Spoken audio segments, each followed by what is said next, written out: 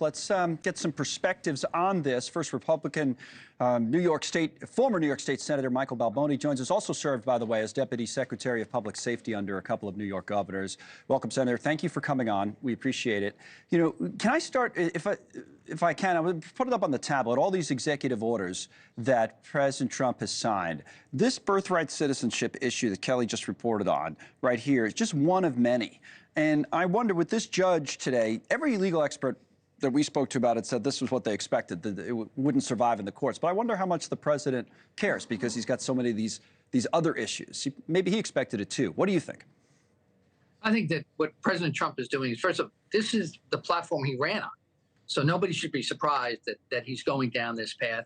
He said he would, and he's keeping that promise to the folks that elected him.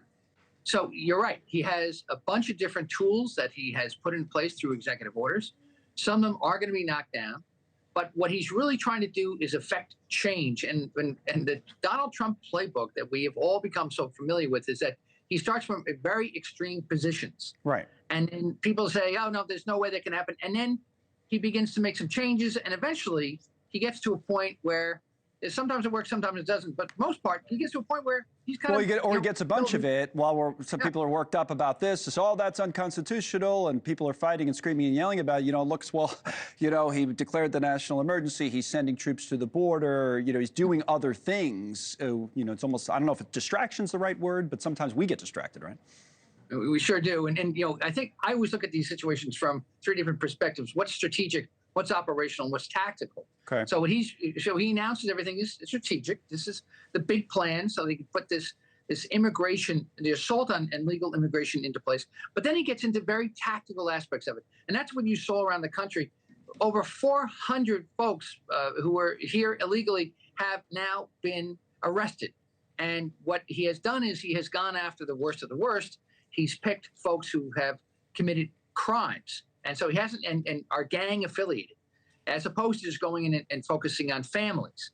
Because as you know, that is the most controversial aspect of separating children and families. The question is, how far does it eventually go, and does it get to that point? And then you do have the controversy, and then you will have a lot more pushback. How far do you think he is going to go, by the way? So I expect Tom Homan, the border czar, has been very clear that every city, you declare yourself sanctuary city, well, he's going to come in, he's going to use the vast resources of the federal government to try to effect arrests and make changes. Now, there's another order that's out today that talks about the fact that DEA agents, ATF agents, FBI agents, U.S. Marshals are all going to be given the opportunity to, in fact, do immigration law. Now, that has good sides and bad sides to it. From a policy, it's a strategic perspective from Washington, D.C. It's great in the sense you have more resources. The actual practical implication, though, from a DEA already stretched by resources and the tremendous fentanyl crisis we still have, the question becomes, are you taking them away from that focus, which is really important to the American public as well? That is a good, that's a very good point, actually. Now, on sanctuary cities, which you brought up, let's talk about that for a moment. You know, Trump in his interview was talking about that and sort of what, you know, how he might push back if, I guess, if he gets some resistance from certain sanctuary cities, whether it's New York or whether it's in California, Chicago, whatever it may be. Let's play that clip from the president. Would you cut off their money? I might have to do that. Sometimes that's the only thing you can do. Look, California is a great example of it.